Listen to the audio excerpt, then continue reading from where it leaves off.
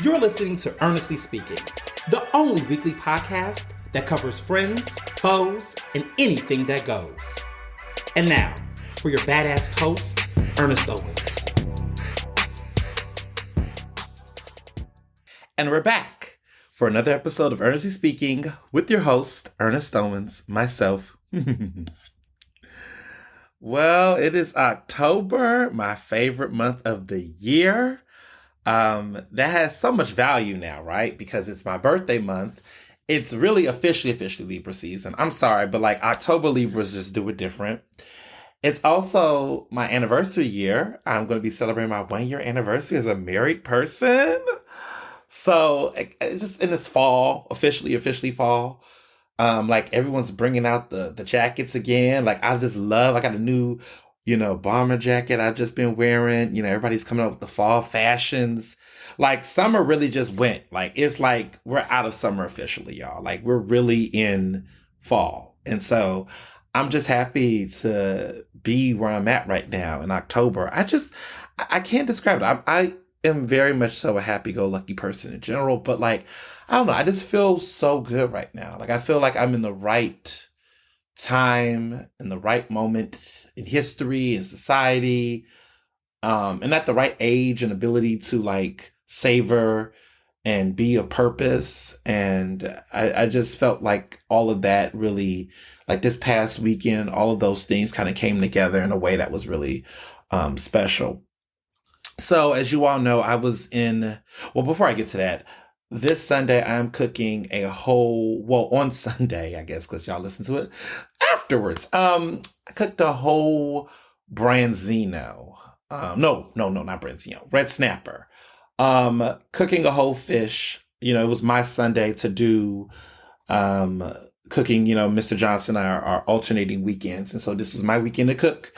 Last weekend he cooked, which was incredible, the Peruvian chicken. I decided to go Greek this Sundays for Sunday supper, and I did a whole red snapper that was about 2.5 pounds.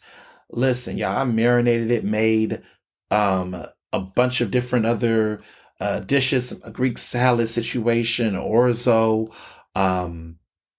like pasta dish. I did a lot. I wanted to go Greek. I had the pita bread. I marinated the fish just right. I did a red snapper. I was going to do a branzino initially, but the branzino, I need a big ass fish. And the branzinos they were having at Whole Foods were like 1 pound. And I was like, nah, we need some more fish. So I just wanted a real big ass fish so it could have the garnish. So when you looked on Instagram and you saw it, it was looking pretty. But let me tell you something. It takes a technique to cook fish. Like when you're trying to cook fresh fish, cook it the traditional way, not frying it and the baking, all that. It's a technique, y'all. So to the restaurants that do it, I understand why you charge extra for market rate and all of that. Because I just had a full branzino at Vernick. They had their 10th anniversary. Happy 10th anniversary, Vernick. One of my favorite restaurants in Philadelphia. They had their 10th anniversary and it was incredible. And they had a great pork chop. And let me tell y'all something. It is hard to find a well-prepared pork chop at restaurants. It is not easy. I'm not talking fried pork chop. I'm talking about a really good thick cut pork chop that's just juicy and just, it's hard to find that. But Vernick is one of the few restaurants, at least in Philadelphia, that makes a really, really good pork chop that is real marinated, flavored. And, for those who are like very much on the, I don't really do pork or whatever, listen, if you do, this is one of the places that do it well. Everyone else kind of it's either super dry and overcooked, or they just don't know how to get creative with the flavors. But I love a good pork chop. I love a really good grilled, marinated, flavored pork chop, and they excelled at that. Like I did surf and turf. I went with a friend. It was fabulous. So, just wanted to shout out Vernick for that. But anyway, I cooked this whole red snapper. I broiled and baked it. It was a process, and you all saw the lovely photo and all that jazz. It was probably the most experimental I've been. It's not something I think I'm gonna do all the time, but the results were great and the food was fabulous, and I highly recommend it. So it was just my way of surprising. He just knew I was going to do something with lamb and steak, because that's my thing. I love steak. I love lamb. I love red meat. I'm from Texas. But I just was like, I want to, step outside the box. And so I did. And I was very happy with the results. But the process is very much, you have to be on it. You cannot slack cooking fish because it can one false move, you can't recover it, like with everything else, if it's a little raw, put it back in the oven, things like that with meats. But with fish, it's everything just has to be in order. Preheat your oven, get your shit together. So when I wasn't doing that, I was in New York this weekend. A lot was going on in New York this weekend. So I went to go see Chicago, which had Angelica Ross as Roxy Hart. The musical was great. It was the experience I wanted. I was sitting in the third row. I had my full Chicago experience. It was worth it. It was just, I always wanted to see Chicago on Broadway, and that was a dream that came true. I had my, of course, my glittery razzle dazzle nails. And the Bob Fosse choreography was on point. The girls had a good time. I got to see a black Roxy Hart and a black Billy Flynn on the same stage. Now, for those who are Broadway people, that is a hard feat to get both. Velma Kelly was white, but she was exceptionally white in her performance. She was, there are exceptional white people in the world. Okay, Meryl Streep is one of them. I'll say Kate Winslet. And this woman was phenomenal in talent. It's not that many I could think of, but I'm thinking of some of sorts that are in the artistry world. That's not mediocre. Yeah, she killed it as Velma Kelly. And yeah, Angelica Ross, for that to be her first Broadway performance, she definitely mastered the Fosse choreography. For someone who doesn't do Broadway often, I wasn't expecting the Broadway vocals. But the character was definitely on par. She had the acting down packed. She had the dancing on packed, and she had fun. And it was a great residency type of performance. It's great when, what's great about Chicago and what's made it, the revival last for 25 years now, is because of just the fact that they often alternate the characters with celebrities. So I think, other people who've been on Chicago, Pamela Anderson starred as Roxy Hart at one point.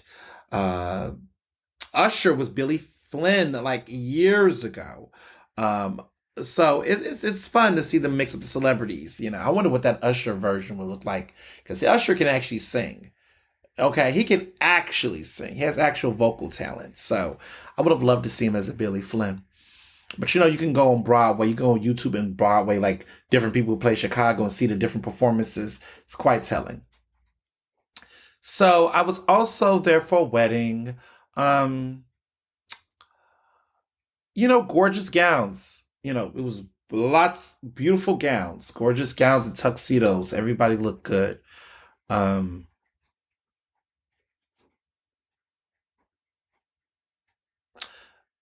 There was lots of food, and the food was good. The cocktail hour was really, the food at the cocktail hour was really good. And people seemed like they had a good time. Okay, so I'm just talking in general here. Just general, not any specific event or the aforementioned event I was saying. I'm just speaking in general. Emphasis on the general in italics. I think that certain life events and experiences show you how people value and prioritize certain aspects of their identity, their life, their relationships, their friendships, whether it's graduations, whether it's bar mitzvahs, whether it's weddings. I think how people craft those personal life events, how they tell the stories of how those events occur, what they choose to include, what they choose to omit, who they choose to include, who they choose to omit, tells you a lot about people. And you learn a lot more about people in those moments, good or bad, based on how they craft and shape life moments. And so I would say that recently I've gone to events where I've learned a lot about the values and ideals people aspire to or desire or prioritize in ways that I might have speculated, but it wasn't confirmed until I went to the function. And I'm speaking in general. I'm speaking generally. And I think that that's something that I take away from myself, right? Reflecting on myself, looking inner, is that I am being more mindful in my life about the events that I put on and the atmosphere that I want to create and the acknowledgments that I want to give, emphasis on acknowledgments that I want to give to people in my life that I know are valuable, that mean a lot to me, and make sure that they feel that way in the events that I put on. So whether it's birthday parties, television, specials, a wedding, referring to my wedding, not anybody else's, just referring to my wedding. And just other things. I just think what I'm recognizing more and more, and this is just something I've learned this past year since I've been 30. I think when you hit 30, a lot of things just, you grow up in a way that is just refreshing. I like the person I've been, but I like who I'm becoming. And I really like the level of the certainty and clarity that I have had. Certainty, clarity, and conviction. The 3 C's, no K's. That's what I think the theme of this year has been, is just really recognizing what's real, what's current, what empowers me, what challenges me and strengthens me, and what's just a bunch of fuss and noise that I just don't need. Chatter, white noise, distraction. Like, I've just began to just really be like, this doesn't matter.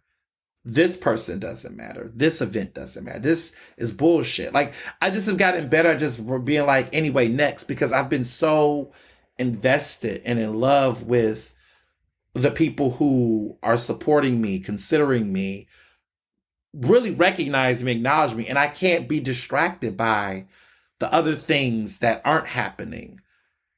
Because life is very short, and there's so many people that you can lose in your life, and so many things that can go away that you thought was going to be permanent. And so I have spent so much time really just loving and doubling down on the things that have been doubling down and loving me and embracing me and telling me that I'm on the right track.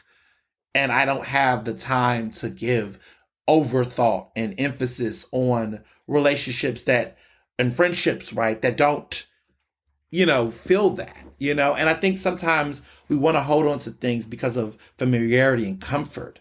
But what we can't do is take L's, unnecessary L's. What we can't do is force things or keep things forced. We have to evolve. We have to grow. And sometimes we can't wait for a person or a thing to say it's a rejection or it's a not. I feel that in my thought that people listen to this podcast will connect to this and feel this. It was a great conversation that was happening on Twitter, and it was really deep. And I was thinking about this because I think about it in my own relationships. Mistaking chemistry for compatibility. That is real. A lot of times what I was seeking and what I thought that friendships were based on, even everything else, partnerships, connections, everything else, that I just always thought if there was chemistry, then that would keep everybody. But compatibility has to be important, right? Attraction is great, but you gotta have things that are stable and sustainable. Communication, being able to have people that can communicate and be transparent and honest, people that can be accountable, people that can do all those things. That compatibility is what keeps friendships going and keeps relationships going. We get so caught up in chemistry. We all love the idea of chemistry. Like, oh, me and this person click. We got a favoritism. We love these things. And I've been recognizing in my life that I have in certain cases have leaned heavily on chemistry as being enough to sustain relationships. But it's the compatibility that is really crucial. And I've been thinking more about that and like why have certain relationships have lasted no matter how far I go, no matter what happens. Like I have a childhood best friend that you all know, Jamarcus, right? Me and Jamarcus have been friends for over 15 years. Jamarcus and I grew up on different parts of Texas and Houston. We grew up on different parts. And no matter all the journeys and experiences and locations of him living in Houston, me living in Philly, we were able to maintain the fire and the energy and have a level of being compatible because we respected each other. We were real with each other. We had each other's best interests. We considered each other. We prioritized each other, and we made every aspect of each other just work. It's a great friendship. It's a great bond. He's a brother. He's more than a friend. He's family. You know how Oprah says, talks about, that's how I feel about him. And I think when I look at other relationships in my life, if it's not giving me compatibility and it's not giving me that level of sustainability and consideration and honesty and realness and transparency, if it's not giving me that, then chemistry alone can't keep it. I got chemistry with a lot of different people, but I don't have compatibility with a lot of people. And when I think about the Lip Brothers, I think about my relationships with Amanda and my relationships with a lot of people in my life. I think about the fact that compatibility is key. And so to people out there that are thinking about the current friendships they have and the current relationships they have in their life, is it chemistry or is it compatibility? When I think about why I've had the marriage I have, like what made Mr. Johnson different from the other people was the compatibility portion. Like desirability, sexual attraction, all of those things are great and you need that to get in, right? But that doesn't keep you in the room. Compatibility does.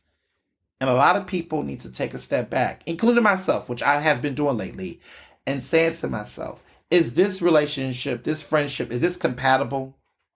Sure, we got chemistry, we got history, but is this compatible to who I am right now? And if the answer is no, let it go.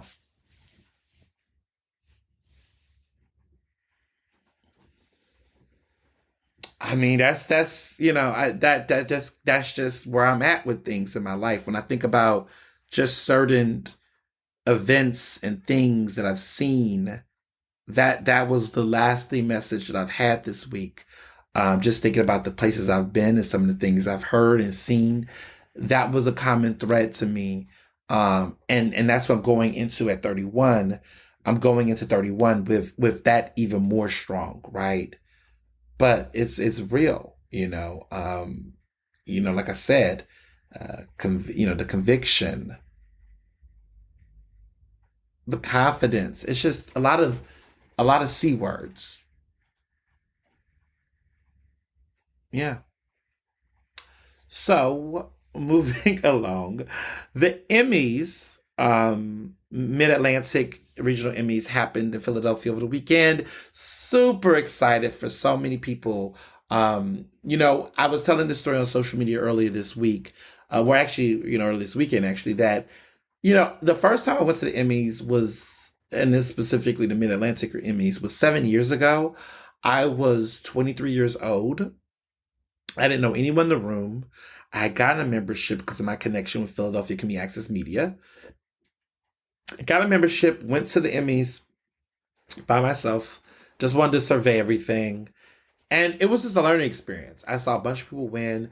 I like going to award shows personally. I'm an award show buff. I find award shows, people criticize them and call them self-celebratory and bullshit. But real people that actually understand award shows know that they can be spaces of influence and inspiration and joy and education.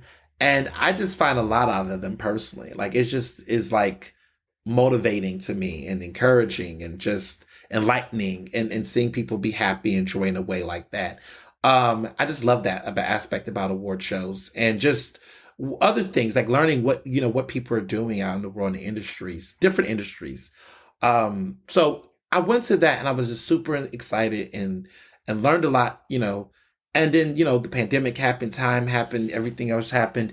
And now I find myself there now as a board of governors on the Mid-Atlantic chapter of the National Academy of Television Arts and Sciences. And what a full circle moment, like just to be able to remember where I was then and what I wore. I remember what I wore. I wore a wild gold bow tie and I wore a platinum silver suit. And, this time around, Mr. Johnson and I were wearing, nice tuxes. I went the Navy route. He did too. And it was just very different going in that type of situation. I was at table number 1 on the front row. That year, I wasn't a part of a table. I just sat in general seating and I was in the back those 7 years ago. But like, if anything, what I've just learned and what I tell people all the time is just keep striving, yo. Like, just keep going. Just keep going. Like, do the things. Just keep going at what you're doing. Like, that's just really what it has been for me, is it's been in this space of just like, I have assignments. I'm working. I'm doing the things I want to do, doing what I need to do to get to that part. Just do that. Just go that route. A lot of times we just get so caught up in the trying to, this didn't happen fast enough. And it's like, well, how fast, right?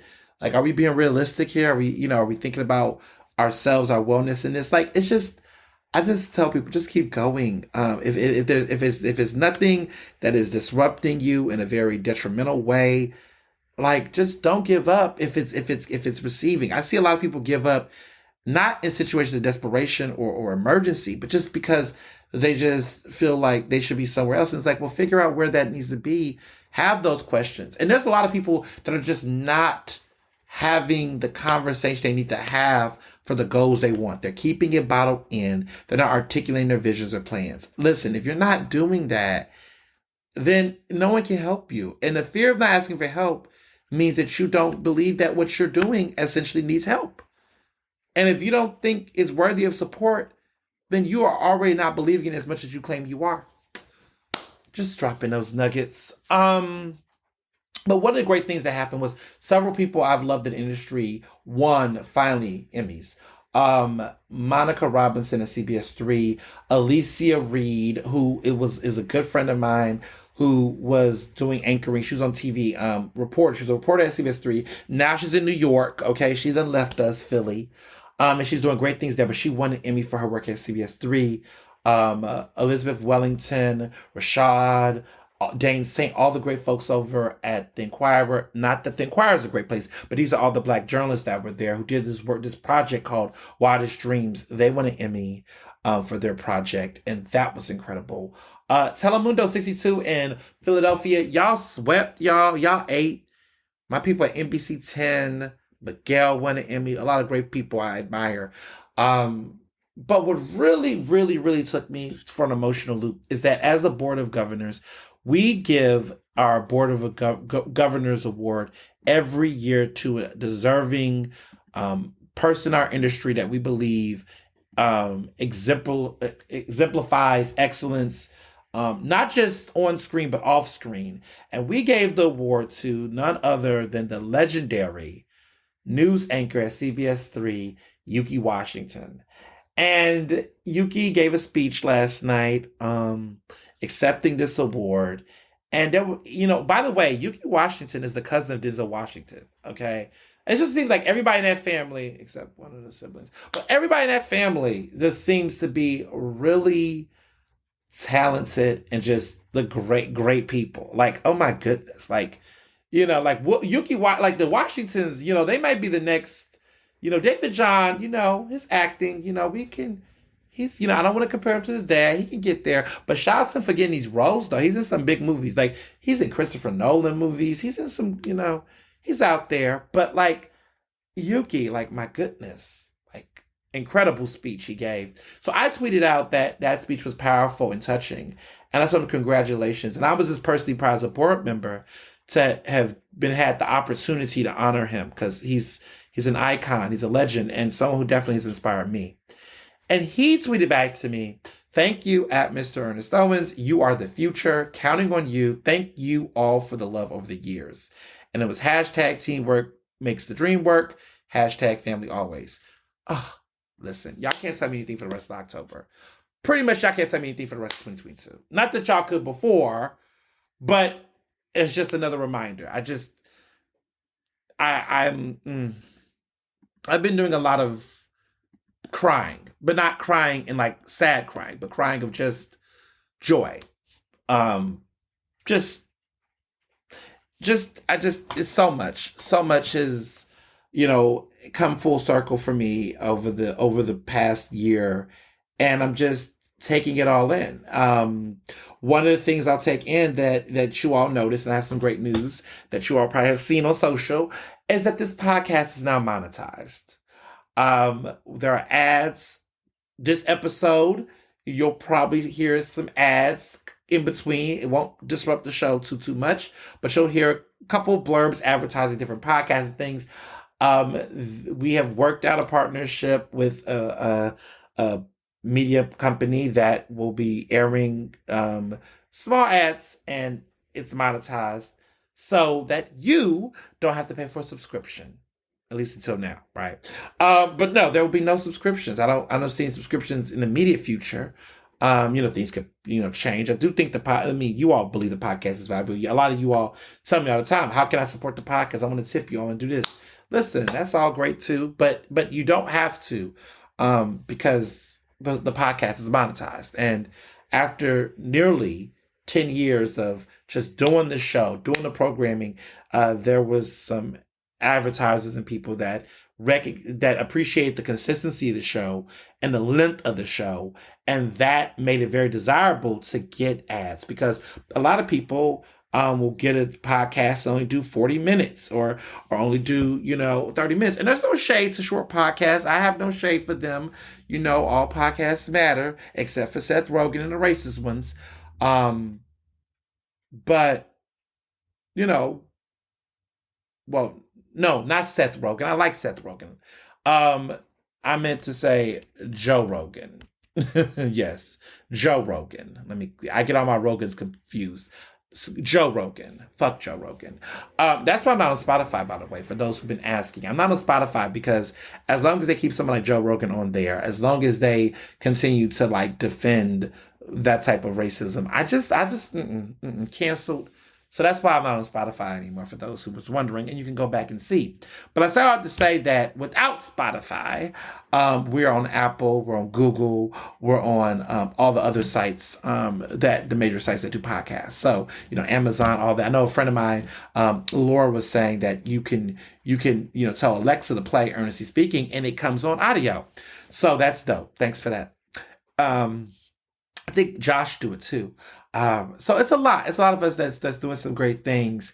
And I'm just really excited about the monetization process. It's been seamless, and putting a podcast like this together is no easy feat, but being able to, work with people who are just as excited about my show as I am and are willing to take it to the next level is dope. This is an independent podcast. We don't, do all the, I don't have any companies I'm working through. It's mine. I produce it myself. It's under my company, Ernest Media Empire. It makes the show great. So just wanted to let y'all have that update. So for those who was saving money next to your Beyonce tour tickets, when Ernest was going to monetize and sell subscriptions, you can go put that money on your Beyonce balance for the tour, because you're definitely going to need it, probably, because I think Sis is coming with that tour next year. So, thank you for that. And, October's great. Birthday coming up October 12th. Anniversaries October 16th. We got a lot going on over here. It's definitely Libra season in full effect, especially over here. But as I move on to the next hot topics, let's get into it.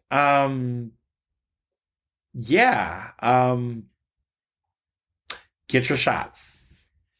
Get your shots, y'all. I just want to emphasize that. Get that new booster. I have continued to test negative for COVID, which I'm super excited about and proud of and great. But y'all, I felt like this pandemic is not over. And something like my body, my mind tells me that if I didn't have the booster, I probably could have gotten COVID if I didn't have the booster. I mean, boosters don't completely like stop COVID, but I feel like it definitely provides, it makes it harder for you to contain or get it, right? And I just feel like if I wasn't around other people who was not get, who also wasn't boosted, I can see it. Like this is the most I've traveled. Like I haven't done so many trains, but I did trains, and I'm just looking at the sanitization of people, and folks out here are just not keeping their hands clean. It's I've just seen a lot. And all I'm saying is if you're second guessing getting a booster or not, I'm here to tell you to, because that updated booster is highly effective. Um, it protects from the new variants that's out there, because that's also important. I mean, getting the old booster or having the old booster in your system, it helps something, but it does not do the best it can do because there's an updated version. Get that updated booster. Get the one that's really fighting off a lot of these Omicron variants, because shit is real. I just want to say that. So, other things that's been happening, and this is something that has really been on my mind. Can we talk about, okay, so first of all, let me just say that my thoughts and prayers, as always, goes out to those who have been impacted by Hurricane Ian. In Florida, it is a very tumultuous time. Seeing the videos, hearing the audio, it is a lot, and it's going to take a lot of resources to repair Florida and everything that even happened in Puerto Rico. The devastation that is still happening. Cuba doesn't even have electricity at one point. It's a lot. These tropical storms are real, and as much as people want to make jokes and act like climate change is not a part of that, listen, y'all, climate change is here. It's been here. It's been here. I remember I just recently watched An Inconvenient Truth, which I haven't seen in ever. I think Inconvenient Truth came out in 2016, 15 years ago, won two Academy Awards actually, for Best Documentary and Best Original Song. Melissa Etheridge, an incredible lesbian artist. Love her music. Come to my window. Anyway, I'm the only one. Listen, she has some songs. Listen to I'm the Only One. That's one of my favorite Melissa Etheridge songs. She is good. I love Melissa Etheridge. Underrated. She's got some bangers. People be sleeping on her. I mean, she hasn't done much new music lately, but she's definitely, her early 90s stuff, chef's kiss. So I watched An Inconvenient Truth, featuring that Academy Award winning song by Melissa Etheridge. And the conversation around, they were using the word global warming back then. Global warming has faded out. We're now just using climate change, because I think global warming, definitely made sense, right?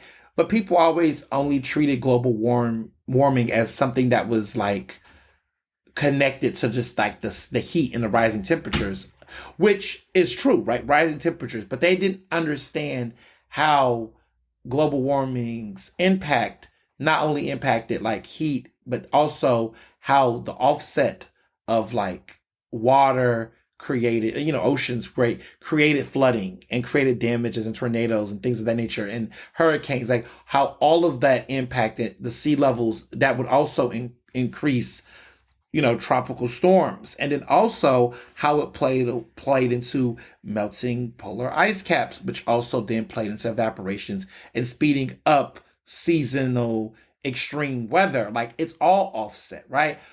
I understood that. I mean, but I'm also got an Ivy League degree. I'm a nerd. I'm a geek. I read into all that shit. Okay. But that's not how other people understood it. But I guess when you say climate change, right? People get that, even though it's the same fucking thing. But they be oh, well, the climate, they understand that climate change is something that's more year round rather than just correlating it to one seasonal aspect. So every time it's super hot in the summer, everyone's global warming. But it's okay, but when it's super cold at winter and certain seasons that didn't have that. That's also a byproduct of global warming, but people couldn't make that connection. But when you say climate change, then everybody's getting that work, right? Mentally, you're thinking hurricanes, tsunamis, winter, polar. It's all a part of climate change. It's, listen, I'm as someone who's invested in communication, including by profession and trade, I am never going to be annoyed with having to modify the vernacular of society in order to get people on the same page. Like, I'm never going to be so upset about that. Now, sometimes, personally, I get annoyed when people try to treat common sense messaging as something more difficult. Like, defund the police. At the end of the day, defund the police is exactly what it is. Defund the police. People are just like, oh, you can't say that because you're trying to say police could go bankrupt. I mean, that could happen, but that's abolish the police. Defund the police, I mean, like... the number one thing I always say, and I've said it in previous episodes, is that there is no sexy way to say defund the police that is not going to get people upset. Either you agree with the idea of defunding police or you don't. It's not the messaging. It's the actual action that most people were struggling with. There are people who do not want to reduce police budgets. Say that, because that's exactly how you feel. Like, just say you don't want to take any money out the police department. And don't just say that rather than trying to say, that messaging is not bringing people. No, the messaging is spot on. Like, the conversation is that police funding is being grossly misused, and that it is not the end-all be-all effect to addressing crime and social issues and disparity in our city. We overfund the police. We give them way too much money, and there's a lack of transparency and accountability on the way that money is being used, and we just continue to let that happen, and we expect that giving them more money and the money that they have is addressing crime, but it's not in mass. Research has consistently shown that having a huge police budget does not necessarily equate to a reduction in crime. It just doesn't, right? It's actually policy and actual rules and institutional changes and laws that play an effect to that, not the money itself. So that's what we know, right? And so every time I hear people do this, listen, if they would have changed the messaging. So, when people say that part, every person that says that, here's my question to you. So the fact that you can acknowledge that there could be a new phrase and you'll be on board means that you already know what it means, which means that you should already be on board. So why do you care if other people, quote unquote, who are those other people? Are you talking for yourself? Because if you said that the messaging was off, they could do it better, but you understand the message then. So you're just complaining about the title. So are you afraid to get along with the title? Why? Because you're worried about what police think? What's the issue here? This is the same shit that I remember 10 years ago, because now I feel like an OG in this particular movement, when Black Lives Matter was being used. It was the same shit. Oh my God, Black Lives Matter. That's so alienating. You're acting like white lives don't matter. How are you going to get white people on board as if we give a fuck? Oh my goodness, white people won't support that because it's implying their life doesn't matter. What about blue lives? As if blue lives, that's an institution. That's police. No one's ever questioned whether police lives matter. What are you saying? Again, people don't think what the fuck there's... I'm a person that think before I speak. I think a lot about the words that come out my mouth, which is why earlier in this segment, when I was talking about weddings and talking about other things, you saw those long pauses. That was me thinking, because I wanted to think very clearly about how I wanted to say those things. Because if I did not put thought into my words, child, y'all about to hear a bunch of things. But I had to put some thought into it. That's why I paced myself and put space so I could be intentional. Let's think about what we're saying. And if we don't understand something, how about we go the fuck and ask a question? What happened to asking questions? I ask questions every day. I'm a journalist, this is what I do. But I need people. Everybody should be asking questions. Asking questions is not only a contingent upon certain professions. Okay? It's not. Everybody should be asking questions, no matter who you are and what you do.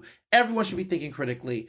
Don't put it in the hands of just scholars and, politicians and journalists and people like that. Everybody should be asking questions. And if you don't know a question, ask a fucking question. Like let's stop all of this assuming and acknowledging you don't know something and then speaking of something you don't know. That shit's annoying.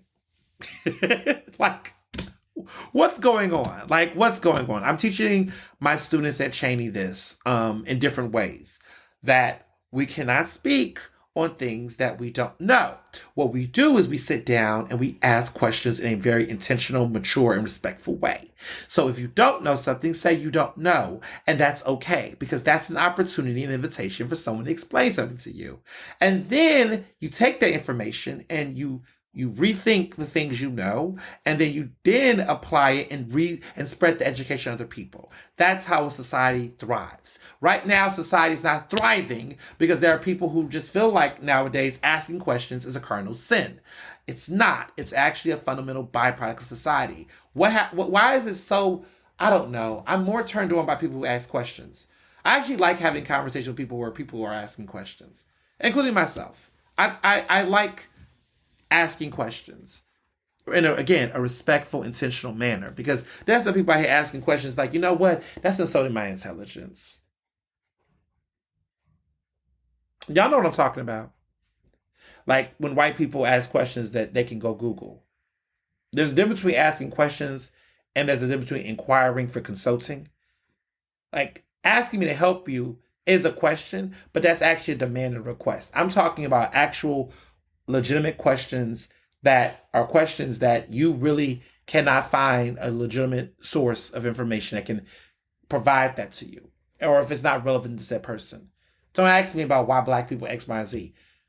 Like that's, especially if you're going to use that for your respective trade or profession in a way that is like capitalistic, like you're making money, it's your job. Yeah, that's a different kind of question asking. But in spaces, in learning spaces, and spaces with friends and family and colleagues, don't make assumptions, y'all. Ask those questions. Especially if you're going to speak on something. That's a real disservice that we're seeing happening in the world. It's just a lot of people are not taking the time to unpack their thinking and understanding of things. And as a result, we all suffer because of that. So let's fix it. So I started to say that the conversations around messaging, around, defund the police, is just like, it's very clear what it means. And let me say this, is that, because I know I just went into a different conversation. We need to go back to climate change. We need to go back to what's going on with Hurricane Ian. But before I get to that, I just want to say this about the defund the police. When you tell people that, that by being, why you saying you don't understand defund the police, that you've been supporting defunding education, arts, parks and rec, and schools for decades. That every time you choose to keep refunding and overfunding the police, that you are taking a stance to defund education, to defund public services. Like that's what you've been doing. I'm giving out a free idea to anybody who wants to make a marketing campaign. Call me, let's talk about it. But like the conversation should be, when you say no to defund the police, you're saying yes to defund education, defund the arts, defund it. Tell me any government that's like successfully, any city government. This is a dare. I double dog dare you. Name me any major city municipality that is aggressively funding the police and aggressively funding public education, arts, resources in a way that gives them just as much financial support as policing. Name a major city municipality that's doing that. Tell me a city where you're saying, look, we're funding the police. We're giving the police tons of money to protect us, quote unquote. And guess what? We're also funding education. Public education is doing well in funding. Government resources and assistance is going fabulously. Arts and culture for our communities is going splendid. Find that city in America. Find that major American city that's just funding the police like ridiculously crazy, but also making it rain for everybody else. Find that city. And when you do, let me know. I'll shut the fuck up on this topic. Find me that city in America That major American city. Is it Chicago? Is it Philly? Is it New York City? Is it LA? Take a wild guess.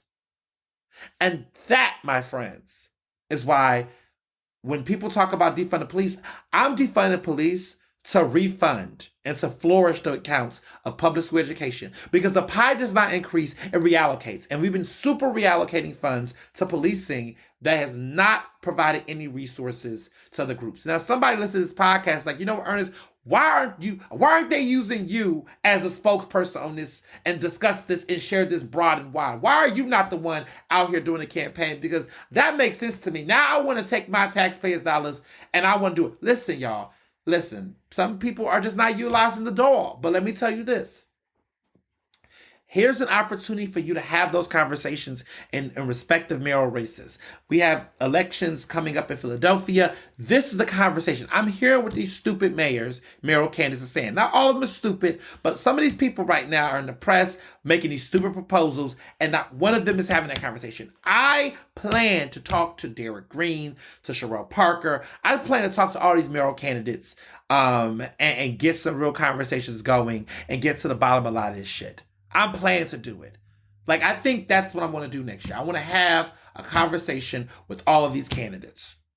The ones that are, are doing what they're doing. I want to figure it out. I need to get some answers, because they're getting away with these stupid requests and we're just letting them have that and be okay. Just say that the police unions are giving you money, and just say that's why you're taking these two positions. Don't try to make any reason out of it. Just say police unions are giving me money, and that is why I'm doing it. Because if you're not getting funded as a candidate by a police union and getting any money, there's like literally no point for you to be taking these stupid stances. Just saying. Now back to Hurricane Ian. So the big thing I want to say about the Hurricane Ian situation is that Republicans, right, like, DeSantis, right, who is looking like a Republican presidential, candidate in 2024. Okay, Ron DeSantis, Florida governor. Okay, they're saying that, what's interesting is that Republicans across the country have been really big on all of this chatter and chit chat about what's going on with getting support. They act like they don't need the government support. They all want to put on this, this persona of, we need to stop taking government handouts and blah, blah, blah. They was very critical about the pandemic and the relief that people was getting, and they wanted to put their foot down.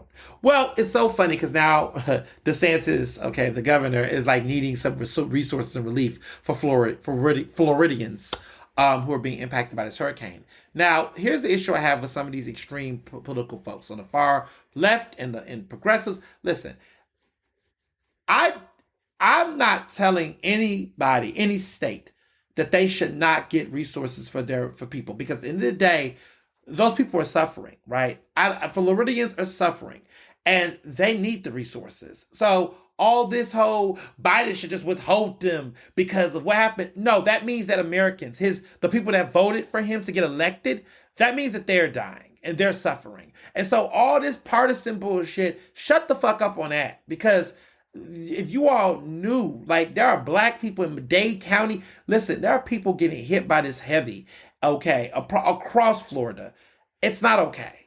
So they need the resources. They need to get them as soon as possible. What y'all should be actually looking at, right, is the fact that from this, the conversation needs to change for Republicans. There won't change, but the hypocrisy is there, y'all. And whoever is the candidate and the people going against these Republicans, like even with the senators, right? Let me just tell you what's even crazier. There was a vote, the U.S. senators to take a vote on getting support during the pandemic. And the two senators from Florida, Marco Rubio and Rick Scott, the Republican senator from Florida, voted against federal relief in Florida. And Marco Rubio was not present to take the vote. So that's where our current, senators, they're using the politics. One did not show and one voted no. Because they're trying to hold on to principle while people are dying.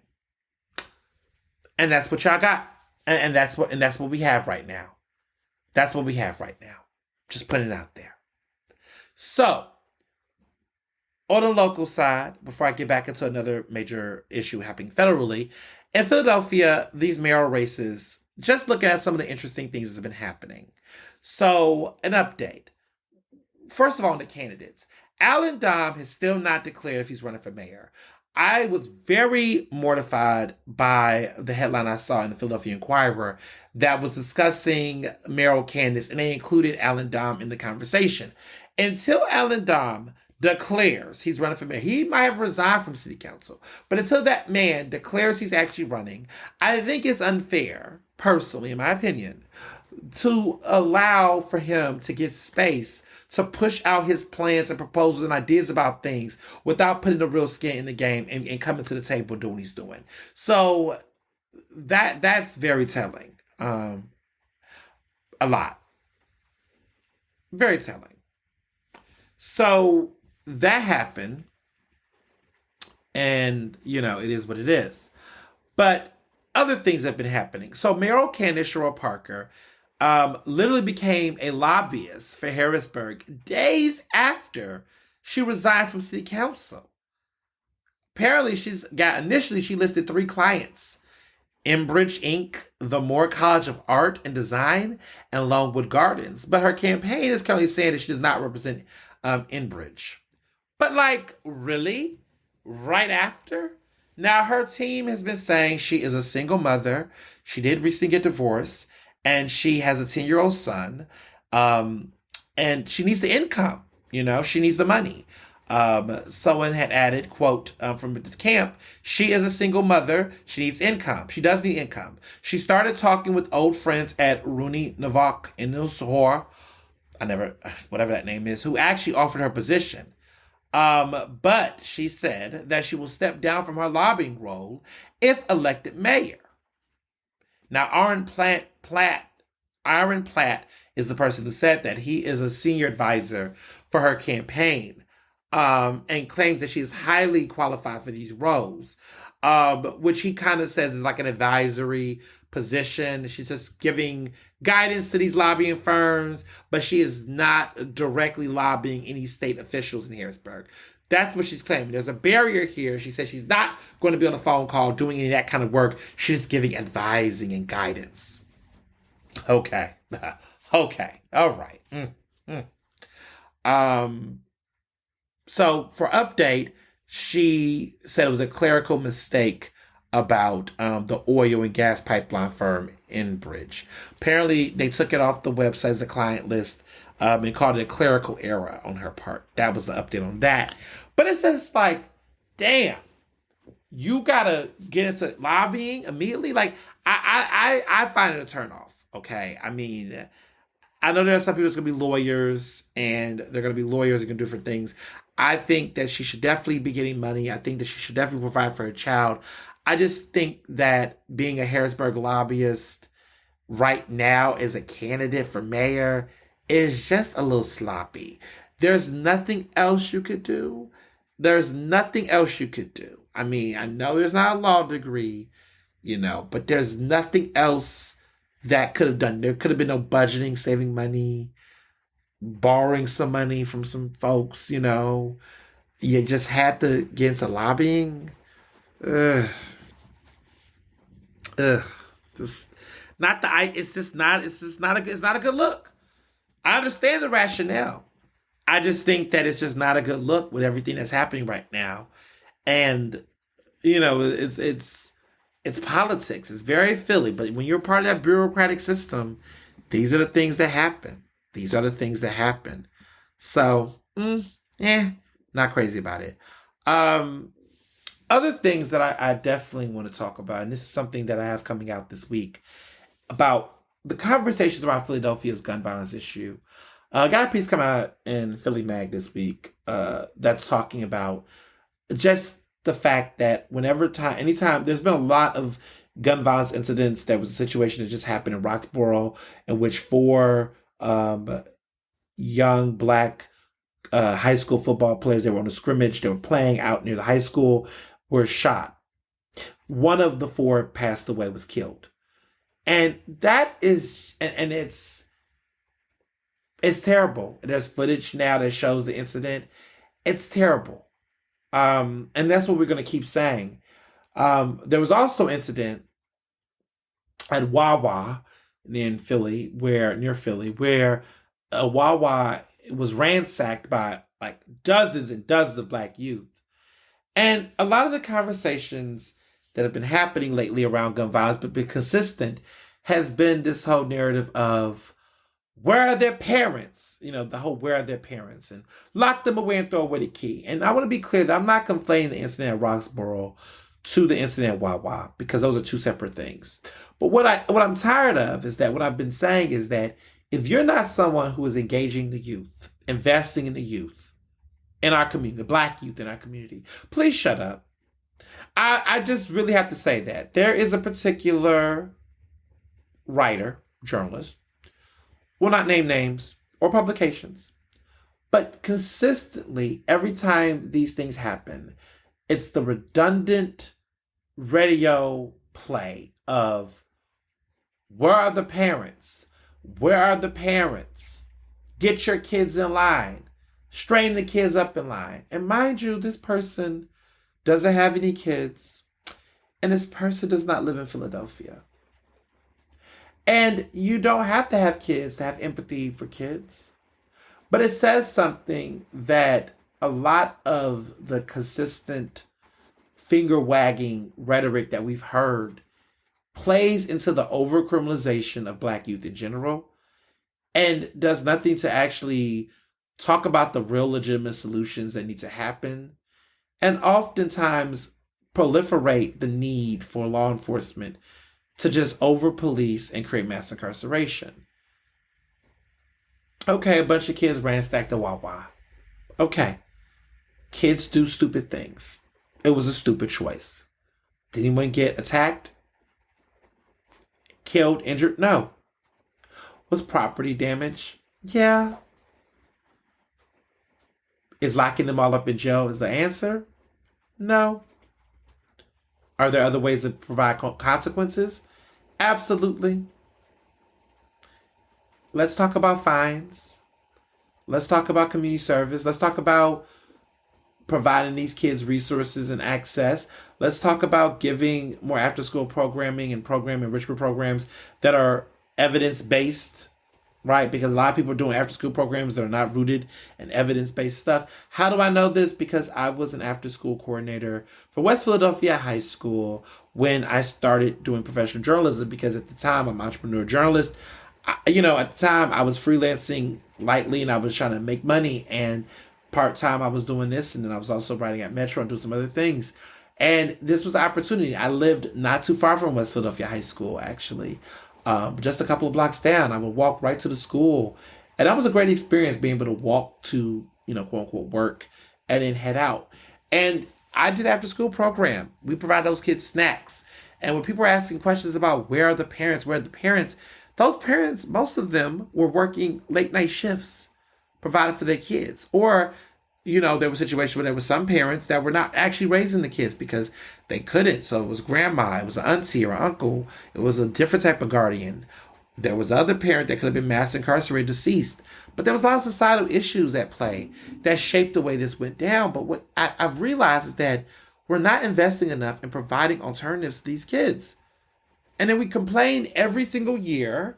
But that's what happens when you're defunding everything. You all defunded after school programs. You defunded community-based learning projects. So that's why you need to keep giving money to police, because you think police are going to solve those issues. I'm here to tell you that the kids I taught and mentored during my after school program, all of them graduated from high school in time.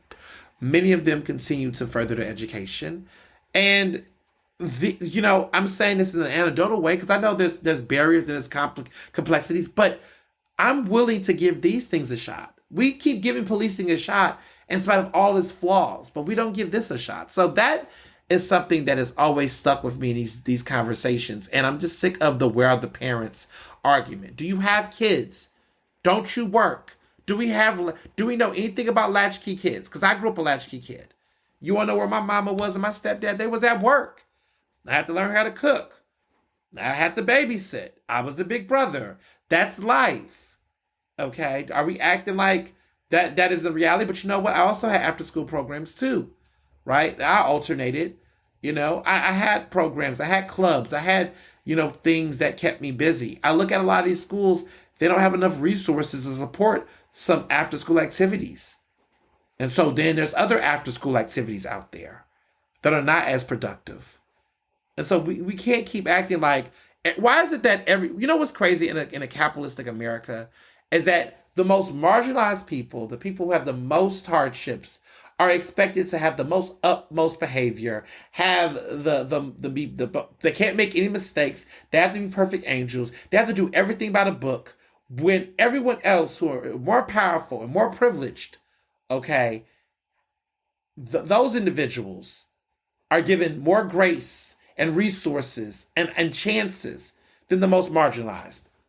And that's my problem. And that's the bullshit I'm talking about. And I guess as I'm on the conversation of grace, I want to add that there is currently a trial right now happening, and people have been asking about this. And I'm just going to say this, and I'm going to keep it moving to my other topics.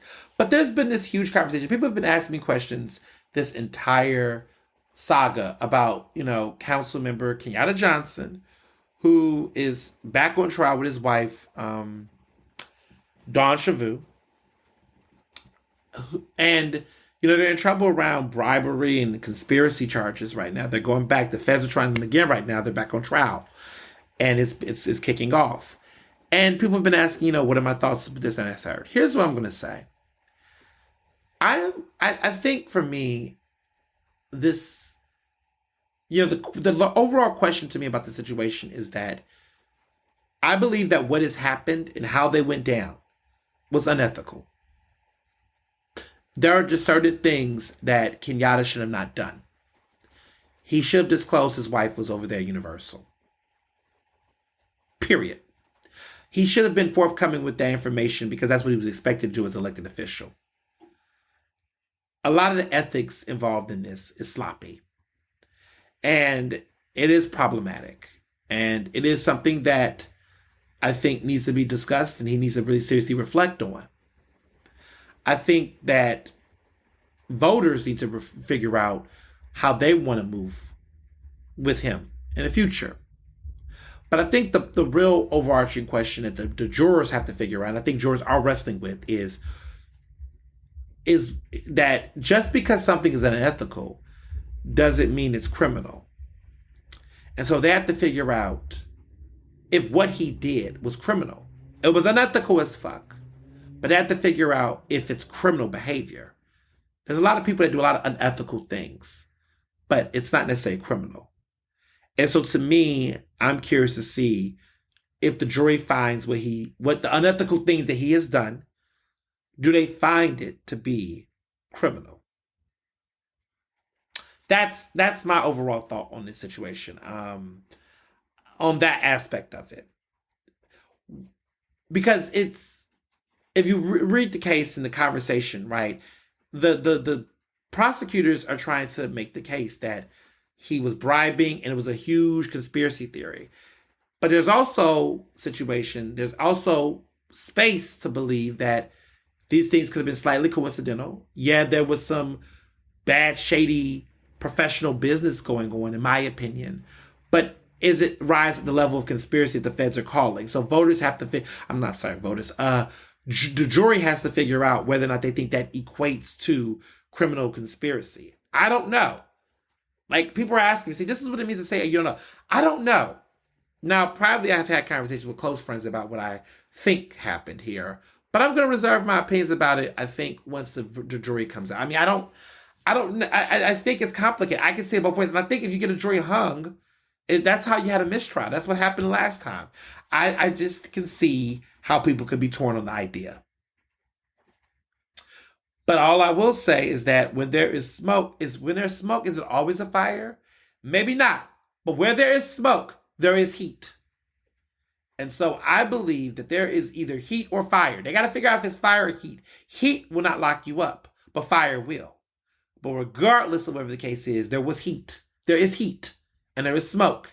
And I think what has really frustrated me during this process is the media circus around the way that Kenyatta and his wife has carried themselves through this process.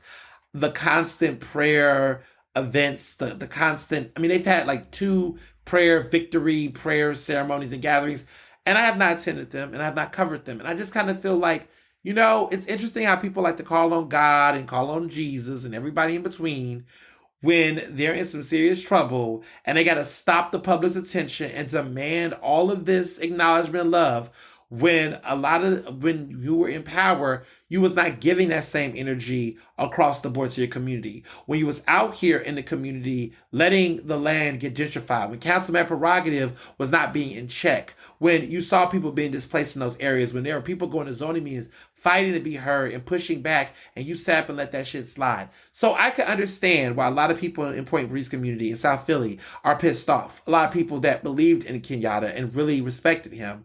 I'm someone who do. I admire Kenyatta a lot. I do. But I must say that a lot of the parading around and a lot of John Chavot's, like, oh, she's writing a children's book, and oh, how the, I just find a lot of the woe is I and the performativeness of it cringy and annoying.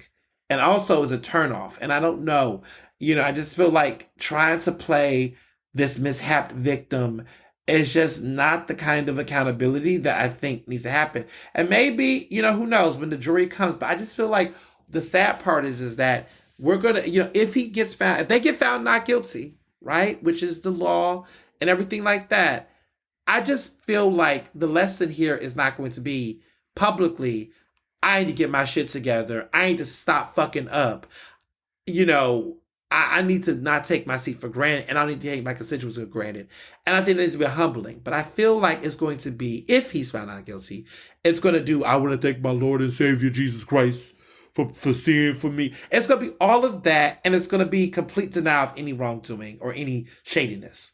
And I don't think that's helpful for politics. And I don't think that's helpful for what we should be modeling our behavior. But I understand that probably he can't do that now, because any admission of wrongdoing or guilt, whether unethical or criminal, puts him susceptible to a lot of scrutiny. But I would like to have that conversation privately offline with some of those individuals, because I just think the way it's playing out, people are looking at this behind the scenes. And I think that no one wants to see a black father and mother go behind bars. I really, the people in this that I feel the most sorry for, and I really, hope are okay, are the children.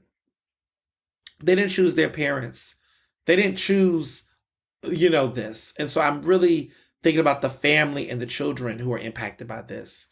But if they make it out and if there's a not guilty verdict, listen, congratulations. But seriously, do better. Do fucking better. And set a better standard and let everybody know, hey, fill the applications, submit your stuff, get your shit clear. Because there's a lot of people out there that's rooting for you and they don't want to see you go down like this. But listen, if you did it and you guilty and there's receipts, better get together. For real. So, moving along. This entire student debt relief situation, woo, it is a clusterfuck. I don't know if y'all have been following, but there's been all types of shit going on. Biden's whole plan to really help erase a large amount of student debt has gotten a lot of haters, criticism immediately the moment it happened. I mean, ever since August, it feels like we've been in a cycle of good, bad. And so much has been happening. There's been lots of lawsuits. Republicans are coming at him for the lawsuits. A lot of people have been. I mean, it's so sad that even scammers are out here trying to target the borrowers. And there's also some other side shit that's been happening on the low. But the Biden administration themselves have been reducing the number of people eligible for forgiveness on the low. Okay? And I don't even think people have noticed that because it's been quiet. But, something has been happening. And,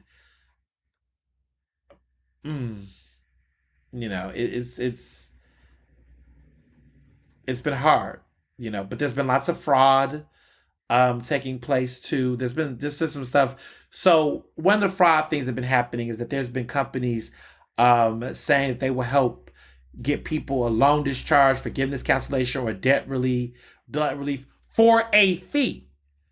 And let me just say this. You should never have to pay a fee to get help with federal student aid at all. And I'm going to say this because I'm going to throw a shot because I don't care, because I'm going to put a name on it. There is somebody calling themselves a student loan doctor. I know y'all know who she is. First of all, I don't even know if she has a doctorate. She might have a doctorate, but I don't know if it's in student debt relief.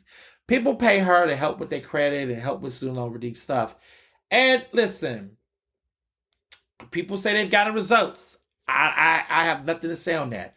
What I will personally say is that y'all, I will tell you personally, in my opinion, there are the information, there are resources that you can you don't have to pay to get the kind of help that she's doing. You may need to navigate it and find out, but y'all pick up those phones and call these government assistants, because at the end of the day, paying these people in between to do this work for you on some concierge type stuff, it's not worth it. And also, these types of people that's doing this type of stuff, it's not good. Student loan doctor, what? No, you do not need to be paying anyone for that kind of stuff. And the Department of Education has been cracking down on this lately, just telling people that you don't need to be paying a fee for this type of support. And people have been doing it. There have been people that have been out there, on TikTok and Facebook, sending voicemail messages, trying to, there's a lot of suspicious calls, private Facebook groups out here. It's a lot of shit. Do not bite the apple. Do not bite it. Get off of the Instagram. Do not get that kind of support on those types of apps, because the people out there with these personalities trying to act like they can save you money and stuff, they might jack your credit up and make it worse. Okay? So I'm not a fan of it. Okay? I'm telling people really that this is not a good look or whatever, because there's a lot of people that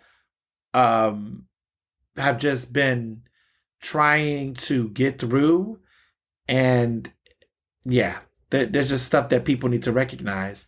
So, apparently there's just a lot, I will say that there was an idea that the officials, right, who was around the Biden administration was offering a partial estimate of the cost that was based on 75% of eligible borrowers that was looking for forgiveness.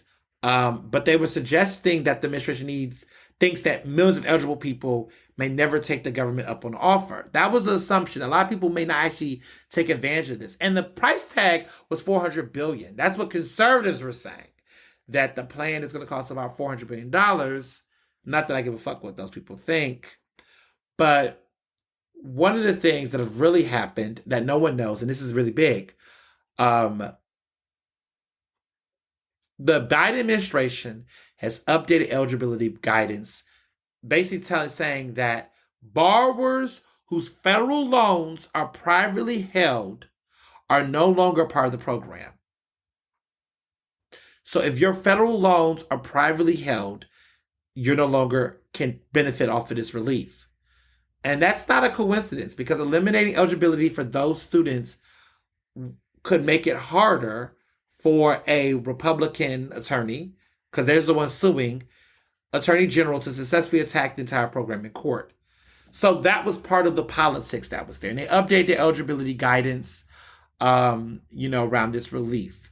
So basically, let me tell you what the new update is, okay? They will provide up to $20,000 in debt relief to federal Pell Grant recipients and up to 10% in debt relief for non-Pell Grant recipients. Borrowers with loans held by the Education Department are eligible for this relief if their individual income is less than $125,000 or $250,000 per household. Okay? That's the difference. The ED part. The Education Department. Borrowers with loans held by the Education Department. So if you got those private places, I don't know if it's Sally Mae or whomever, that's a whole different conversation. So consider that. But again, this is a shit show. Like, it should not have to be a switch up like that. That's a major difference for many people. But It's a lot, but those private loans and things, they're cleaning some stuff up. Lots of scams and lawsuits and confusion. I mean, I believe this month we're going to be finding out more details. I know there's a lot of people in my personal circle that's been impacted by student loan debt, and I'm really big on like helping people just know the information.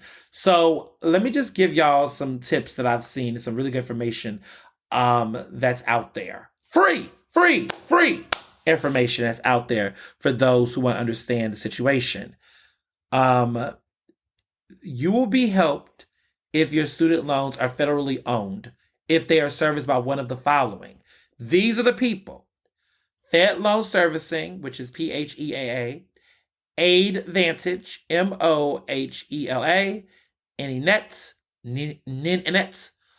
Ed Financial, OSLA Servicing, ECSI, Great Lakes Education, and Default Resolution Group. Those are the ones that you can get your loans because those are federally owned. Okay, there's a big difference. A lot of people have been sleeping on this information. This is major key. So here's how to find out who your loan servicer is. You log onto studentaid.gov. You click select my aid. You look at your credit report to see who's listed as the creditor. Then you call Financial Aid Student Center. You can call them at 1-800-433-3243. Now, if you already paid your student loans, borrowers who made payments, if you made payments between March 13th, 2020 to August 23rd, 2022, and now owe less than the $10,000 or $20,000, you can request a refund through their loan provider for the full amount given. And you'll get your check within 8 weeks. That's 2 months, y'all. So people that was like, damn, I paid all my money out during the pandemic, listen, you can get that money back between March 13th and August 23rd for the past 2 years. So take advantage of that. They'll give you a refund. Now, do current students qualify for this relief? So I had to hit up my brother, ask my brother's friends, and that yes, y'all do. But the loans must have been taken out before June 30th, 2022 to be eligible for this relief credit. And you may have to use your parents' income to qualify. So, you might have to use them to get that. Another important thing to note, you only qualify for up to your outstanding balance. Okay? So commercially owned FFEL loans no longer qualify for this credit. And the income that is based on is 1921-22 taxes. And the applications will close on December 31st, 2023. This is very fast, y'all. Okay? So if you want to know how to apply for forgiveness, you need to create an account on studentloan.gov. You need to obtain an FSA ID. This will be assigned when you create the account. You'll get an FSA ID.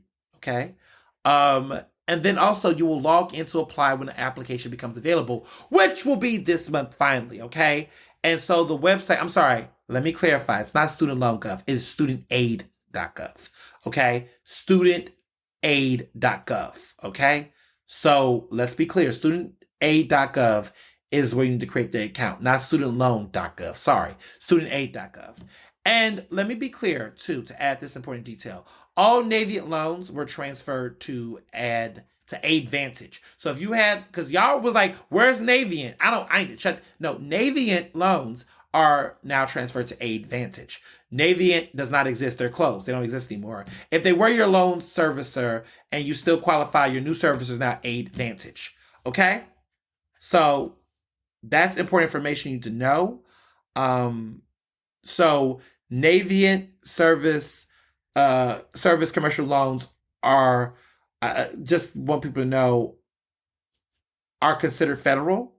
So if your loans are before July 2010 and you did not consolidate them since, you cannot qualify. So that's before July 2010. An easy way to tell if your loans are direct, you haven't had to make a payment since 2020 based on those consolidations. But you need to go to, like I said before, studentaid.gov. Call and figure out what's your resources, because honestly, that's going to make all the difference. Period. So I'm a big fan of that. Now that we've talked about student debt relief, because I just feel like that's very important. And I just want to provide some clarity to my listeners. I don't know everything. I'm not a counselor, financial counselor. Please seek fight, all that kind of stuff. No matter what happens, um, we just need to just be clear of what's been happening to everybody, because I just feel like the student loan conversation, I just wanted to help my friends and help those who are listening. So please, please, please, please, please take that seriously. Now, to other things about historical artifacts and everything that's been going on. This week, Lizzo, who of course went to our alma mater in high school, which was 80th Elsick High School, Houstonian girl. Elsick, there's always that connection. Beyonce, Lizzo, Ernest. I mean, all the greats came from Elsick. So she was super excited. News came out that she got a chance to perform a 200-year-old crystal flute that belonged to the former U.S. President James Madison. The Library of Congress loaned her the instrument on Tuesday night during her show, last Tuesday night, during her show in Washington, D.C., after the flute was gifted to Madison for his second inauguration, 1813. Y'all, that was over 200 years ago.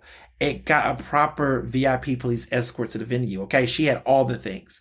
But a lot of people have been, criticizing it. Candace Owens, all these types of people who just felt like she's disrupting and disrespecting historical instrument.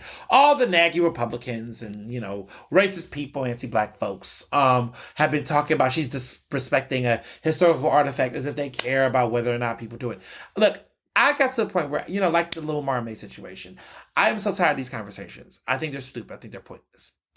But something kind of happened on Twitter and on the internet where there was a trend of Black people basically going around historical artifacts. We live in Philadelphia, right? I live in Philadelphia, the birthplace of democracy, allegedly. Constitution's here. All the documents are here. All the Liberty Bell is here. Everything is here historically, right? A lot of good stuff. And so there's been this trend of people that are trying to, quote unquote, normalize Black people being with symbols, historical symbols. Why? I was annoyed. I ain't gonna hold you. I was annoyed with the conversation online. There's a certain subset of Black people that are on social media, and they're blaming the blue checks, like people like myself with verified accounts. But I'm not one of the blue checks. Let me be clear. There's a certain type of blue checks. There's blue check light and there's blue check dark. I'm dark blue check. Let me be clear. All the blue checks have the same color, but I'm dark blue check, and I think there's a difference between light blue check. Do y'all get the joke? It's a joke. But like I just I'm not one of the blue checks. There's just some in every community, every culture has this. So this is a moment. This is an in-house conversation. If you're a white person, keep your opinions to yourself while you listen to this. And honestly, you can, put your thing on pause if you like to, or you can listen, but just shut up and listen, because this is not an opportunity for you to have an opinion. Do not tell me your personal opinion about what the following I'm about to say. This is not for you. This is a conversation that I'm having with other Black people that are listening to this podcast. I just want to put that full disclaimer, because to be clear, before I even get into this conversation, this little segment, let me just also add that the reason why we're having this conversation is because of white supremacy and the history of white people and their problems. And part of that have created unfortunate PTSD for Black folks, and how they don't understand trauma or historical context, and how they should disavow from some of these things and symbols. All right. Now that the disclaimer is there, let's get into it. Black people. I love y'all. I love us. I love each other. We love each other. There was a time many years ago where we believed as a collective, for different reasons, that if we were in proximity to whiteness, and if they saw us and heard us, and if we demanded our humanity, and if we were the best people, the kindest people, the most forgiving people, that they will see this humanity and they will stop killing us. They will stop taking away our rights. They will stop being hostile. They will love us. We will be in racial harmony, and we will have peace. And this would happen if we integrate ourselves with them. If we admired their cultures. If we said this land is both of our land, not our land. If we ignored the colonialism back then, if we were more docile, if we were more respectable, if we were, thoughtful and considerate, if we learned how to get along with them, then they would learn to they would learn to get along with us. We would all, be in the same place. If we didn't bring up that old slavery stuff, if we didn't talk about race all the time, if we didn't do things that would make them feel like they couldn't be a part of the conversation, if we didn't gatekeep our culture and history, if we did all of these things, that would make white people feel comfortable around us. And if we made them feel comfortable around us, and we showed appreciation for their relics, if we liked the Constitution, even though it said we're three-fourths of a person, if we tried to reshift the narrative of what these racist symbols meant and tried to make them more of a beacon of hope and freedom, to have a more perfect union, if we try to remix these symbols and we try to reshape what they mean and make it more democratic, and if we let our, interracial, counterparts lead the conversation on slavery and tell those stories about how they're caught in the dichotomy in the middle, and we let light-skinned people take the lead on talking about race in our society through the 1619 Project. No, I'm just, I don't know. If we just let people's proximity to whiteness, whether through their DNA or whether through their racial context, if we just let proximity to whiteness prioritize how we thought about these things and how we got along with them, and we use it to educate them with our time and resources, then we would get to progress. We have believed that for decades. Palpable ability to white people to embrace these things and try to make their things our own.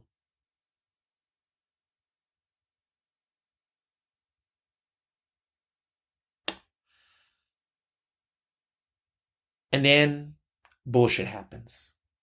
Bullshit happens. We have found, I guess if I could say research has found, or life as a black man in this country has found, that no matter how nice, how polite, how sweet, how integrated you try to be with white people, I'm going to say this quote, you're still a nigga to them. They see you as that way. They do. They do. Racist, white supremacists, white racists still consider you that. They do. There's nothing that's going to change their mind. I'm being frank. I'm being soberly frank. They're not going to budge. The racist views and ideas cannot be wrestled alone by black people. Black people, and it's not our job or our duty to reshift and reframe their minds about how they harm us. We should not give a fuck about whether or not white people give a damn about how we live our lives and what we do. We really cannot fixate ourselves on trying to reduce our anger and rage about the world we live in to make them comfortable, because that basically appeases the oppressor and continue to suppress the oppressed, right? We cannot continue to play this game because it's such a dangerous game. It's such a game that continues to put our lives lower. It continues to uphold white interests, which reinforces white supremacy. It continues to make them first-class citizens and not even make us second-class citizens. It continues to make us feel less than, and that our wholeness comes from their whiteness. It makes us all feel as though we have to keep doing more to continue to get less. Welcome to the white gaze. The white gaze, I've talked about it. Gaze. The white gaze is the idea that how we live our lives, we're consistently in complete and total subservitude in the thoughts of thinking about what white people think about us in various ways. How we judge our art, how we judge ourselves, how we judge our looks, how we judge our readiness and preparedness. This is how we've gotten imposter syndrome. This is how we've gotten colorism.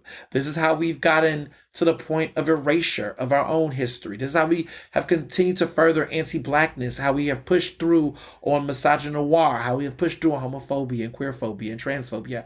A lot of these things come from this sense is that we believe that factoring in what they think will somehow advance us, but it's actually done the less. Now, let me be very clear that as a Black person in America today, there is no way to completely and absolutely shut free the entire white gaze, because we know that unfortunately we do not control the government and the power structures that be. And so the way that the government institutions that be has structured us, white gaze is in everything that we do when we interact with the police, when we interact with the federal government, when it comes to paying taxes, when we have to deal with the employment system. Okay. Like, that I understand. So we will never completely be, at least in this generation, at least where we're at today, 100% completely escape from the white gaze. However, I believe that 80% of us, 80% of our gaze, we have voluntary control. We do not have to voluntarily submit to the white gaze with the rest of our vision. I believe that 20% of Black people's vision is unfortunately institutionally controlled by the white gaze as a means of survival in America. Now, if you live in a different country, it might be different. The percentage might be less. But unfortunately, in an imperialistic society, a colonialist society, in this country, right, unfortunately, the white gaze do take up. So right now, we probably have about 20% that we just cannot shake out at all, right? That comes to taxes, that comes to policing, that comes to those interactions. However, we have 80% left. And what are you doing with the 80%? I'm trying to give 80% of my gaze, of my vision, to only giving a fuck about what makes me feel good without considering what white people think in that. It's the way I dress. It's how I talk. It's what I do in my personal life, right? Outside of my institutional life that comes with different barriers, right? And that's why I say the 20% is institutional. The 80% is personal. How I choose to navigate that time is a choice, right? I can spend time on my own, unpaid, unsolicited time, right? Going on social media and trying to tell racists to normalize this and normalize that. Or I can just simply do what the fuck I want to do and live my life and let that be my normal, right? And when we say the word normalize in this context, we're acting as though it's obscure. And who are you asking to normalize? When you're saying normalize, who are you asking to normalize? You're asking white people to normalize. Black people don't have an issue with what we do. We don't have to normalize anything in Black culture. What the culture is the culture.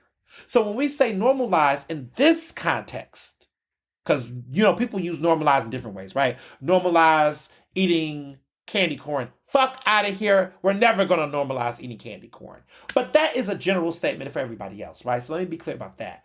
But normalizing Black embracing of white things and historical artifacts, that is not what we meant by normalizing, y'all.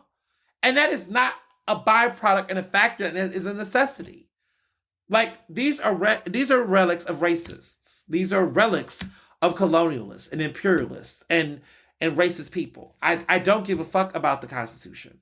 I recognize the Constitution is a byproduct of law. And let me be clear, I'm not a tyrant here. I'm just saying that I'm not admiring the Constitution in a fandom way. The Constitution and James Madison's flute are two different motherfucking things. They belong to problematic historical figures, but these instruments and what they mean and symbolize carry a different matter. And so it's one thing to play with the flute and whatever that meant as a 200-year item and whatever. And, white people got mad. Who gives a fuck? Who cares? Why does it even matter? But it's another thing to talk about a document that continues to deny people rights. That document continues to keep people like me from having same-gender marriage as a federal law. That document holds a lot of problems. And it also speaks to a country that continues to uphold white supremacy and name it patriotism. I don't care about all of the conversations of people trying to remix these standards and these virtues. I just think that doing that is playing into the same white supremacist game and structure. Like, have we taken a moment to look at this recent rebound of people discussing history? Now, I know I talk about history in my book, right? But I'm talking about in the context of a very radical lens around cancel culture and what this means through a very critical lens. I think what is happening now with people who are trying to enter these conversations around history because it's trendy, because they may want a pollster, because they are clout chasing, whatever the case might be that motivates people's interests in these debates, I want to push back and just say that it's performative, right? And in a public space and atmosphere, performativeness, Black people performing out loud in spaces that encourage Black people with more critical thoughts that are I guess, woke, is not going to fly anymore. It's just not going to fly anymore because because after all these years, we know better. And like a great legendary Maya Angelou said, when you know better, you do better. And I just feel like we consistently say one thing and then do another thing. And you can't keep acting like you know something different, but you keep doing the same shit. Because who are you trying to score points for? Scoring brownie points for white people by trying to appeal to their interest and taste in this way is just another sign of acting as though white man's glass of water is colder than the Black person's, the brown person's, everyone else. And it's just like, when do we stop that? Now, I get the game in institutional spaces because sadly we're forced to have to do that. But in your personal life, why? Why? Why in your personal life will you choose to try to appeal and try to switch up? Like, why do we do this? And why do we think that even now, the whole shock and awe performativeness of Black person do thing that white people don't like. White people go in uproar and more Black people then go to defend said thing. Can we stop defending everything? Justifying everything? Feel like we have to clarify? Like, okay, they mad. They're going to be mad regardless. They stay mad. They're never going to change their mind. They're always going to find a reason. If you're a racist, you're racist. The work on changing your mind is within yourself. You have to wake up and take out the white supremacy immediately out your body. There's no other way to do this. It's just not. And so for those who consistently feel like they just have to put on the performance, they just have to, do all of that, I want better for you. For real. I want better for us. And that's all. So, DaBaby, or the flop, however you want to put it. I have some news. DaBaby's album, okay, his latest album, Baby on Baby, I think 2, I guess that's what it's called. It's not doing well in sales. Allegedly, it might be selling like around 17,000 copies, which even in today's America, that is still doing bad. Okay? Like, even that's still doing bad to this day. We have to, as a society, I don't even know what to say, but we just have to do different.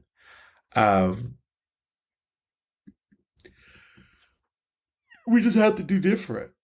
And what I mean by that is that not do different on Baby. Like, the fact that DaBaby has even sold that many albums, I mean, it's not that good. But, I mean, still, he shouldn't be. I want 0 sales. I don't want any sales. I don't want any sales. But the album is flopping so hard that it's headed towards selling over 80% less than his previous album. And let me be clear here. DaBaby has been saying he's blackballed by the industry. I really wish that was the truth. But I'm here to tell you all today that he's actually washed up. That DaBaby's success, flop, least success, is not the success of just basically being blackballed by the industry as far as like, just a lot of Black people or, waking up to the homophobia he's doing and not buying his music. No, DaBaby just as an artist has just faded into obscurity. He's just not as relevant. And he's become more corny than ever. People will say, well, what about Meg Thee Stallion? Like, it was the Meg thing. No, it wasn't, y'all, because Tory Lanez got LeBron James still out here singing his praises. And Kid Cudi.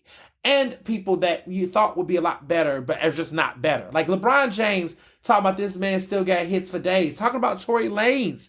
It was heartbreaking. LeBron James, of all fucking people. But these men have daughters. They're fathers. It's disgusting. And it's like so disappointing. And LeBron's just, but he's a billionaire, right? These billionaires don't know how to act, right? It's just like, it's disheartening.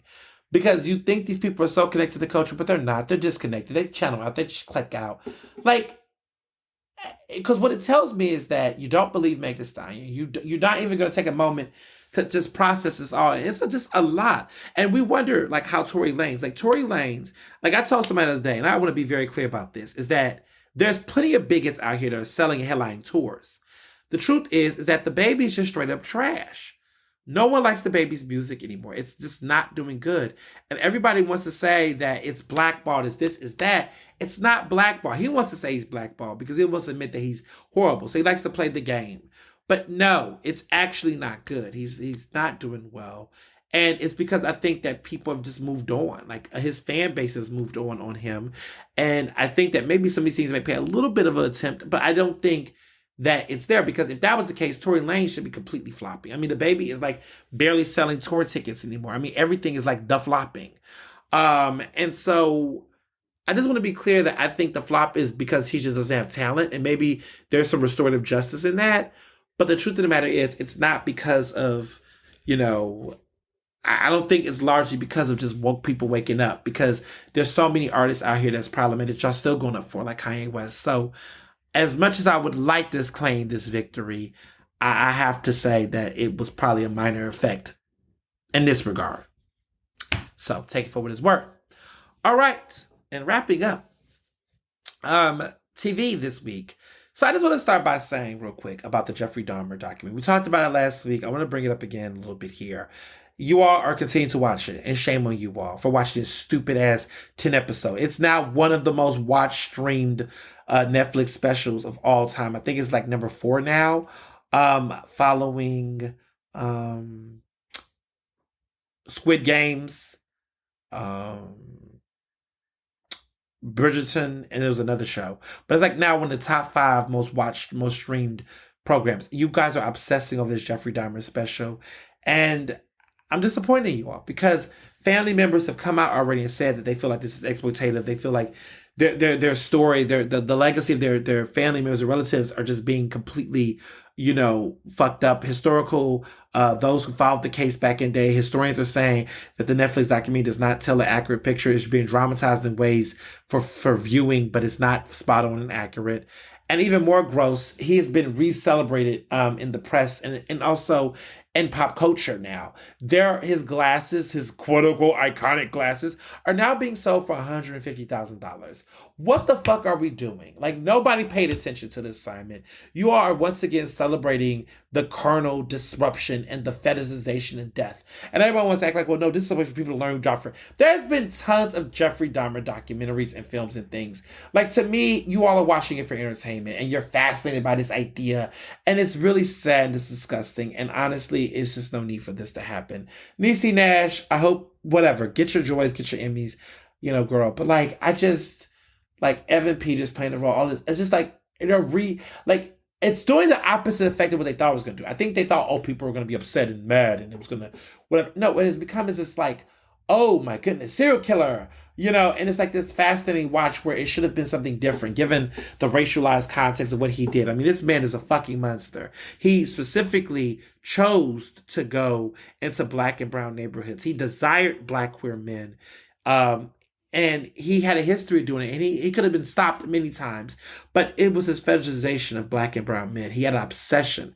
Most of his victims, majority of them, were Black.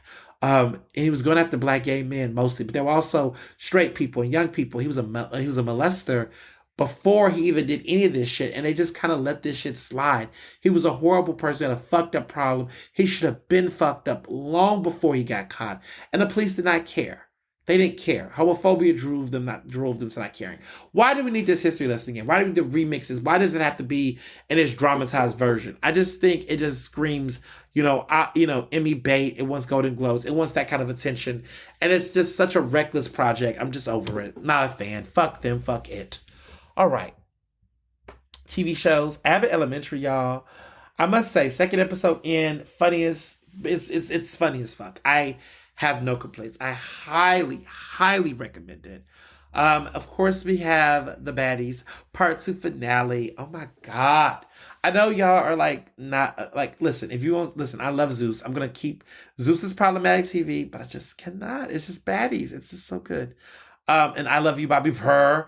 Like, let me just tell you about this show for those who've been watching on Zeus. And if you don't, get a Zeus subscription. Check it out. Black owned creative artists, influencers. They're creating content. I mean, it's just trash TV. Not to be taken seriously. And it's leisure rather than anything else. But that show is just, there's just so many things about, it just makes me think about Black gay culture and the evolution of some aspects of our dating life and culture. I appreciate the rawness of it and the frankness of it, but there's just so much to consider with a show like that. And I think it's been interesting to just watch these characters evolve. Atlanta is still good. I'm trying to like actually not watch Atlanta or Queen Sugar, both of these shows, because I want to let the shows build up. So that's happening. But yes, but I would also tell you all that next week, there is a show of your own. Your fave is having a show of his own. And I'll expect you all to show up and show out. Show some love to it. So this show in question is... It is Ernestly Speaking, the election special. I have done the show. I've talked about it. It comes out, literally, you all, it comes out this week. Okay? It's coming out on Thursday, October, I'm going to pull up now. Thursday, October 6th at 12. Okay, at 12 p.m. live. Okay? Live. It's going live. And I'm super excited about it. October 6th, Thursday, October 6th. It's going to be a great episode. It's airing at noon on Philly Cam. And I just words cannot explain how much it's going to be epic. I put some clips in my IG story earlier this week, and I just want more people to get into it and check it out. But it's a lot going on, and it's super exciting, so much fun, so much just thrills and joy doing it. But I may or may not might be having an audio version of the show based on the fact that it is a talk show discussion. So there's no, visual. I mean, watching it on camera is everything. It's on Philly Cam for those who do want to watch. Set your DVRs, my people. Set your DVRs, okay? For if you're in Philadelphia, Pennsylvania, right? The election special airs on October 6th at 12 p.m. Eastern Standard Time. And that is on Xfinity, okay? Channel 66 or 966. And Fios, if you have Verizon Fios, TV at 29, Fios channel 29 or 30. And there's a Roku and Apple TV as well. So check it out, Philly Cam, okay? A rerun of the show will also be on my birthday, October 12th, and that's at noon as well. So set your DVRs now, record the episodes, y'all, like get in full swing. Super excited about what this episode is going to be bringing. You are going to have some familiar faces that are going to be special guests. I cannot wait for y'all to be a part of this historic moment. And you know what? I might give y'all an audio version where it's going to be like the live version, audio recording version. So if you don't have a chance to actually watch the visual, you could be able to just hear it as a special. So I'm going to probably put up that excitement later on as a little gift to me, to you, as always. So before, turning off and turning out, lots of stuff is going on next week. I am going to Dallas for a great speaking engagement. We'll talk more about what that speaking engagement is about. Hint, hint. And also, going to be having my birthday celebration and party next weekend. My friends are coming together to have a very special birthday celebration for myself. So my weekends are going to be busy. So the 8th is the week of the weekend. Next weekend is birthday weekend. And then the following weekend is going to be anniversary weekend. So I'm now that the birthdays are back to back, kind of like how Mr. Johnson's birthday, anniversary, all that goes back to back. I now have 2 October weekends where it's like back to back, non-negotiables on fun and joy. So it's a lot going on as always. And I'm just super excited to just be in October and all the good things to come. So, it's always great talking to you all. And as always, be well and be best. Ernestly Speaking is recorded in Philadelphia, Pennsylvania, and can be found on Apple Podcasts, Google Podcasts. To stay up to date with the latest on the show, follow me on Facebook, Twitter, and Instagram at Mr. Ernest Owens. Use the hashtag Ernestly Speaking to tell me what you thought about this episode, and check out my website at ernestowens.com.